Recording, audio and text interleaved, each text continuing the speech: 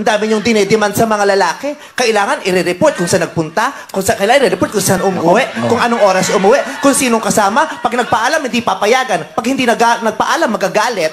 Ano bang gusto niyo? Nung nagpaalam, hindi niyo pinayagan. Pero nung hindi nagpaalam, nagalit kayo. Tumakas, diba? nagalit kayo. No? Nakakaloka kayo. Gandaan nyo, hindi porkit ginawa kayo ng mga lalaki, obligado na silang sundin lahat ng gusto nyo. Dahil tandaan nyo, jowa nyo sila. Hindi nyo sila pag-aari at hindi sila disusi. Ay, sila! Ayusin natin to! Hindi kailangan lahat mag-report sa inyo. Bakit? Empleyado nyo ba sila?